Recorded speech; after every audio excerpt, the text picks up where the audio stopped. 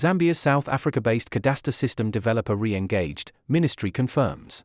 This audio is brought to you by Aztec Industries, a global leader in manufacturing equipment for infrastructure, including asphalt production, construction, and material processing, driving innovation and sustainability. Zambia's South Africa-developed mining cadastre licensing system portals have been reactivated, the Ministry of Mines and Mineral Development has confirmed. The disruption was due to the expiration of contractual obligations with Spatial Dimension, the South Africa-based system developer.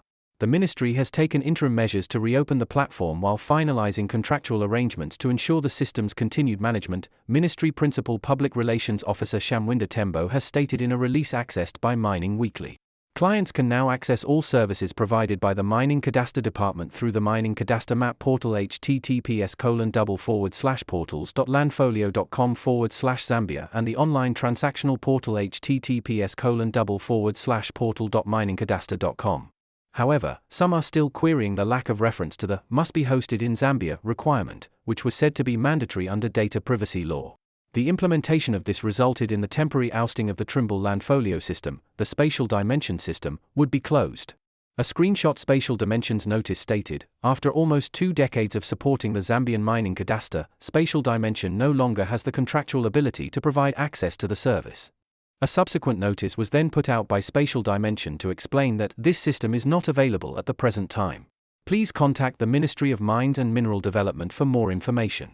No insight has been provided into First Mining DRC Zambia's report that the locally hosted ZIMI system was intended to accelerate the issuance of mining rights, supporting the nation's ambition to hit 3.1 million tons of annual copper production by 2031. However, within weeks of launch, the ministry issued a March 17 press release confirming that ZIMIs had suffered technical challenges, the publication stated. Meanwhile, hopes are high that the initial launch of South Africa's own new cadastre system in the Western Cape on July 1 will be successful amid concern about the introduction of grids, which some fear may make insight difficult. In an update on the introduction of the absolutely essential but extremely long-awaited South African cadastral system, DMPR Deputy Director General Tsaliso Makubela disclosed that the department had once again found itself at risk of repeating what had taken place with the introduction of the troublesome prior mining licensing system on the 1st of October, 2013, which is now a business school case study on how not to roll out a project owing to its collapse soon after being launched. On the way now is avoidance of introducing the new cadastre all at once nationally.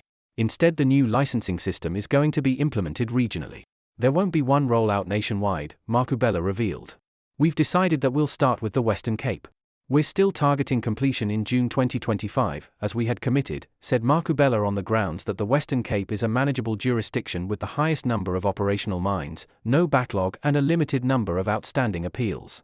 So, we'll be able to test the efficacy of the system using that jurisdiction, which will soon be followed by Eastern Cape, and then all the other regions will follow after that. We know that there are regions with complexity that we're going to have to deal with, and we don't want any comebacks, so currently we're doing data migration, particularly for the region where we're going to start validation of that data, making sure that it is audited. Come the 1st of July, you won't be able to use SAMRAD to apply in the Western Cape, you will have to apply using the new cadastral system. One key feature is that we've introduced what is called a grid, and when you click on the grid and you say, "I want to apply here," it will either give you a red that means you can't apply there, or it will give you a yellow to say that you need to have some conversations with people because you may be encroaching, and then the green will allow you to submit your application.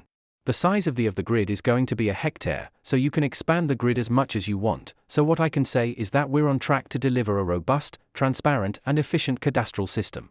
We are resolving challenges as they emerge, and when we launch, we'd like to get feedback so that we can make the necessary adjustments, Makubela added. The grid framework replaces the long-standing farm boundary framework. In a video played to provide an overview of what was described as the new South Africa mining licensing system, logging in came with a personal dashboard, and the steps involved in the application process were indicated at the top of what was described as the application page.